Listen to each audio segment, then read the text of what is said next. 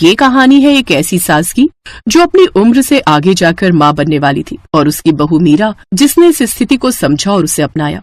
मीरा अपनी सास के साथ अस्पताल में थी, जहाँ पर उसकी सोनोग्राफी चल रही थी। डॉक्टर हैरान होकर बाहर आया।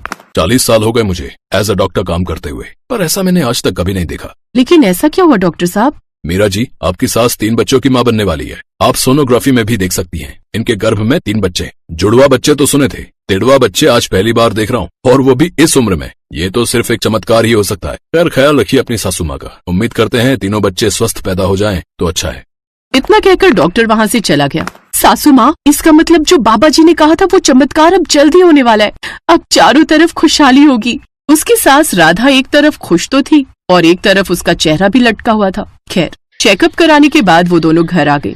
मीरा, ये क्या हो रहा है? इस उम्र में माँ बनना, लोग क्या कहेंगे? मैं इस परिस्थिति से कैसे निपटूंगी? माँ, आप चिंता मत करो, भगवान की मर्जी से ये सब हो रहा है। मैं आपके साथ हूँ और हम मिलकर हर परिस्थिति का सामना करेंगे। राधा की आंखों में आंसू आ गए। वो समझ नहीं पा रही थी कि इस उम्र में गर्भवती होने की खबर को कैसे संभाले। मीरा उसे हिम्मत देने की कोशिश करती रही। लोग मुझे ताने देंगे, हंसेंगे, क्या ये सही है मीरा? माँ, जो कुछ भी होता है उसके पीछे कोई न कोई कारण होता है। भगवान ने आपको ये अवसर दिया है।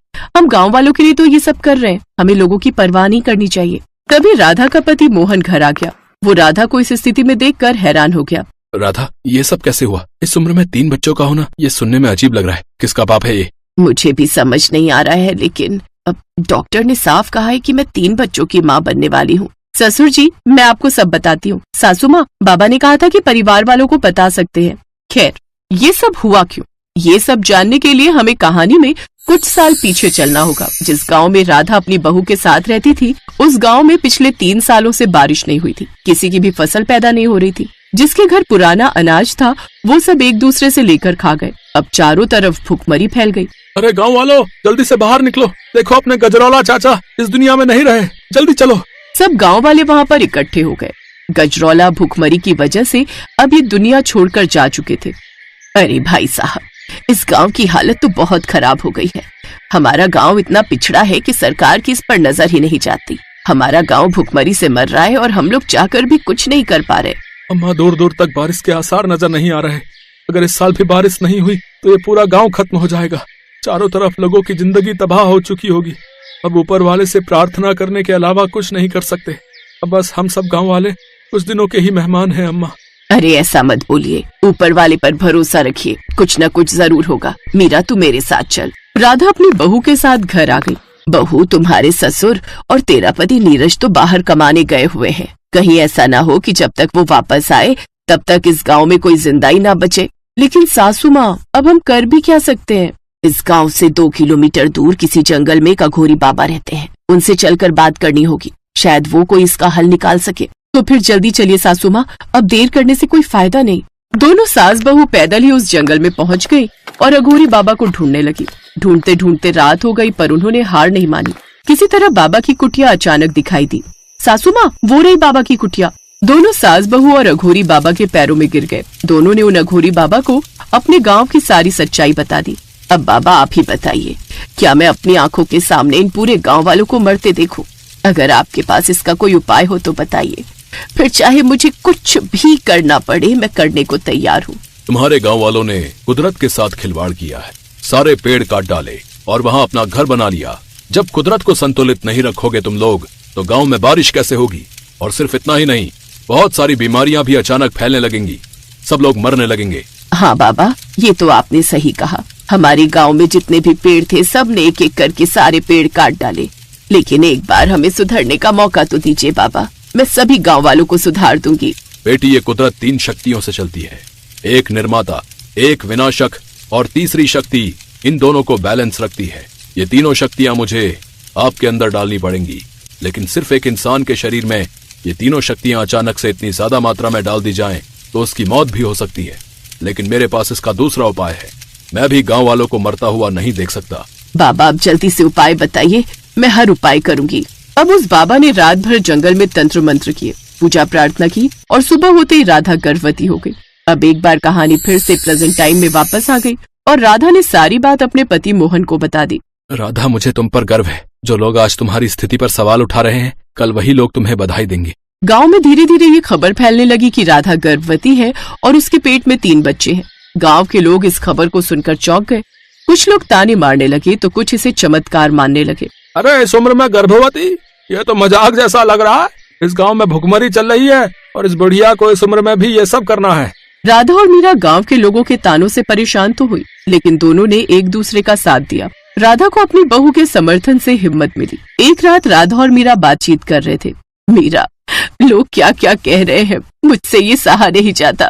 माँ, लोग चाहे कुछ भी कहें, आपको अपनी स्थिति को गर्व से अपनाना चाहिए। समय बीतता गया और राधा की गर्भावस्था का समय नजदीक आ गया। राधा, तुम लोगों की बात पर ध्यान न दो। जब से तुम गर्भवती हुई हो तब से इस गांव में किसी की भी जान नहीं गई। हाँ सासू माँ, 3 बच्चों को जन्म देना थोड़ा कठिन तो है, पर मुझे आप पर पूरा भरोसा है।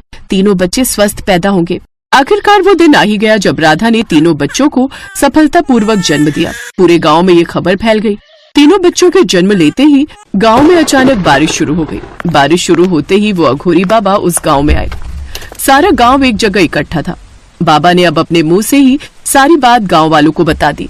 गांव वालों, अब आप लोगों को पता चला कि मेरी सासू माँ ये सब क्यों कर रही थी। आप सभी लोग मेरी सासू माँ को ही ताने मार रहे थे, जबकि उन्होंने तो हमारे गांव वालों के लिए ये सब किया। हमें माफ कर दीजिए अम्मा, आपने हमारे लिए इतना बड़ा बलिदान दिया बिना अपनी जान की फिक्र किए। ये गांव एक बार फिर से हरा भरा हो जाएगा। हम गलत थे राधा, तुमने साबित कर दिया कि भगवान की मर्जी सबसे ऊपर होती है, पर तुमने तो भगवान से वो करवा लिया जो लगभग असंभव था। मीरा, अगर तुम मेरे साथ नहीं होती तो मैं शायद ये सब नहीं संभाल पाती। माँ, आपने ही मुझे सिखाया है कि हर परिस्थिति में धैर्य और विश्वास बनाए रखना चाहिए। आप लोगों को आपकी खुशियां मुबारक हो, लेकिन आप सभी को अब अपने अपने घर के बाहर 3-3 पेड़ लगाने पड़ेंगे, जो कि 5 साल में ही बड़े हो जाएंगे।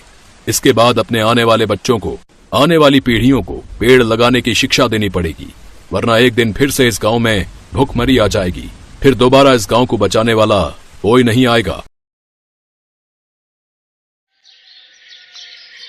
गायत्री देवी के 4 बेटे और 4 बहुएं थीं। पहले और दूसरे नंबर की बहुएं अमीर खानदान से आई थीं और तीसरे और चौथे नंबर की बहुएं गरीब परिवार की थीं।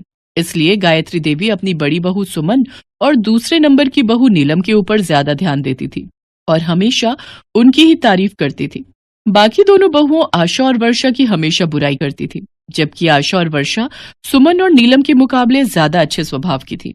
गायत्री देवी की चारों बहुएं गर्भवती थीं और घर में आजकल इसी बात को लेकर चर्चा हो रही थी। ये लो सुमन बहू, नीलम बहू, कहाँ हो तुम दोनों? इधर आओ जरा।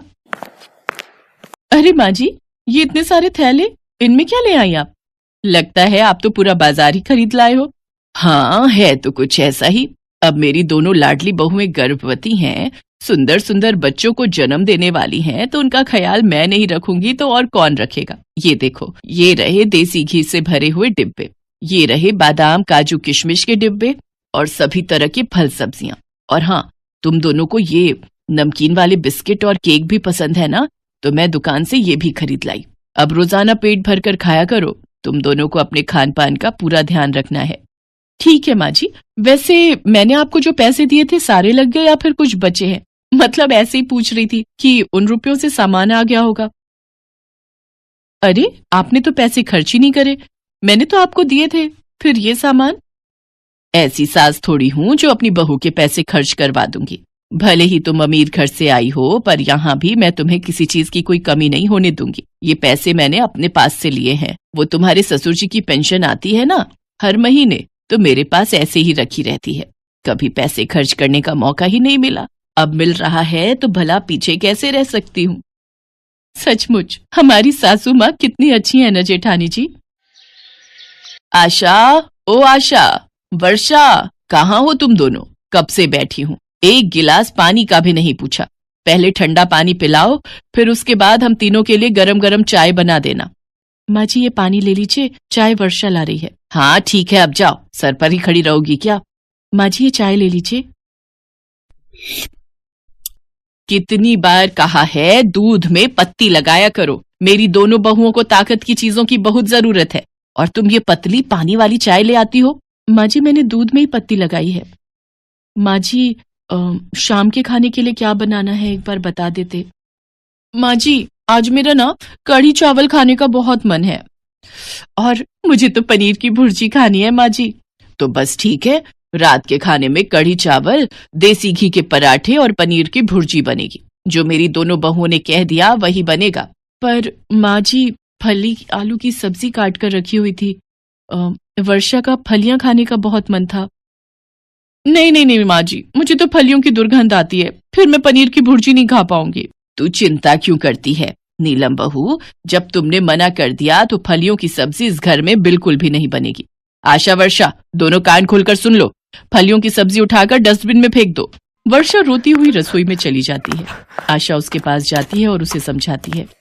वर्षा, माँ जी की बात का बुरा मत माना करो। तुम्हारा फली आलू खाने का मन है ना? जब सुमन भाभी और नीलम भाभी सो जाएंगी और माँ जी शाम को मंदिर जाएंगी, तब मैं तुम्हारे लिए सब्जी बना दूंगी। आशा भाभी, हमारे साथ ही ऐसा क्यों हो रहा है? हम भी तो प्रेग्नेंट है। माँ जी हम दोनों का ख्याल क्यों नहीं रखती? मुझे पता है हम दोनों गरीब है, इसलिए ऐसा है ना। हम सुमन भाभी और नीलम भाभी की तरह पैसे वाले घर से नहीं आए। वर्षा की बातें सुनकर आशा भी रो पड़ती है। कुछ महीने बीत जाते हैं। बहुओं की गोद भराई की रस्म होनी थी। सब उसी की तैयारियों में लगे थे। गायत्री देवी भी सुमन और नीलम की गोद भराई के लिए ज्यादा उत्साहित थी। उन्होंने सुमन और नीलम के लिए बढ़िया बढ़िया कपड़े और गहने मंगवा कर रख लिए थे। पर आशा और वर्षा की तरफ गायत्री देवी का कोई ध्यान ही नहीं था। सब लोग बैंकेट हॉल में फंक्शन के लिए जाने की तैयारी कर रहे थे। तभी सुमन और नीलम गायत्री के पास आती हैं। बोलो ना भाभी, पहले आप बोलो। क्या हुआ सुमन बहू, बोलो क्या है, बोलो क्या कहना है। वैसे जल्दी चलो, फंक्शन के लिए देर हो रही है, सभी रिश्तेदार और मेहमान आ गए होंगे। माँ जी, वो मैं कह रही थी कि इस फंक्शन में आप ना ही जाओ तो हमारे लिए और हमारे आने वाले बच्चे के लिए शुभ रहेगा। वो मेरी मम्मी कह रही थी कि एक विधवा का साया एक गर्भवती सुहागन पर पड़ना अच्छा नहीं होता। माँ जी, ये हमारे भले के लिए है। आप एक विधवा हो और आपका साया हमारे और हमारे आने वाले बच्चों पर पड़ा तो ये शुभ नहीं होगा। इसलिए आप इस फंक्शन में ना ही जाओ तो बेहतर है। आप आज हम दोनों से दूर ही रहना। हम नहीं चाहते कि हमारे आने वाले बच्चे की जान को खतरा हो। सुमन और नीलम की बातों को सुनकर गायत्री देवी को एक धक्का सा लगता है और उनकी आंखों में से आंसू बहने लगते हैं। वो हिम्मत बांधते हुए दोनों को सिर हिलाकर मना कर देती हैं। चलो नीलम, माँ जी हमारी बात को समझ गई हैं। अरे वो बहुत समझदार है। सुमन और नीलम फंक्शन में चली जाती हैं, पर कुछ देर बाद वो देखती हैं कि गायत्री देवी फंक्शन में आ गई हैं। माँ जी, हम आपको मना करके आए थे ना कि आप फंक्शन में मत आना। आपने फिर ऐसी बच्चों वाली हरकत की कि आप नहीं चाहती कि हम और हमारा बच्चा सुरक्षित रहे। तभी आशा और वर्षा आ जाती हैं। सुमन भाभी, नीलम भाभी, माँ जी को हम लाए हैं। माँ जी हमें और हमारे आने वाले बच्चों को आशीर्वाद देंगी। हाँ भाभी, माँ जी का आशीर्वाद हमारे लिए भगवान के आशीर्वाद के समान है। वो भी तो माँ है, उन्होंने भी तो बच्चों को जन्म दिया है। वो भी हमारे होने वाले बच्चों की दादी बनेंगी, इसलिए हमें आशीर्वाद देने का सबसे पहला अधिकार माँ जी का है। चलिए माँ जी, हम दोनों बहुओं को अपना आशीर्वाद दीजिए। हमारी गोद भराई की रस्म आपसे ही शुरू होगी। मुझे माफ कर दो आशा बहू, वर्षा बहू, मैंने हमेशा तुम दोनों के साथ कितना बुरा व्यवहार किया। आज तुम दोनों ने मेरा कितना सम्मान किया है। सुमन और नीलम के लिए मैंने कितना कुछ किया, पर उन्होंने मुझे इस अच्छाई का क्या सिला दिया। भले ही वो अमीर घर से आई है, पर उनका दिल कहते कहते गायत्री देवी फूट फूट कर रो पड़ती है। माँ जी चुप हो जाइए, अब रोना नहीं, चलिए हम सब मिलकर फंक्शन में एंजॉय करेंगे। गायत्री देवी आशा और वर्षा को अपने गले से लगा लेती हैं। उस दिन से गायत्री देवी आशा और वर्षा को बहुत प्यार करने लगी। वो चारों बहुओं में बराबर ही समानता रखती थी। जिसके हिस्से का काम है उसी को करना है। ये नहीं कि सुमन और नीलम अमीर हैं तो उन पर ज्यादा ध्यान दें, ऐसा कुछ नहीं था। आगे भी चारों बहुओं और चारों बहुओं के बच्चों में भी गायत्री देवी ने समानता रखी। ये देखकर आशा और वर्षा बहु खुश थी।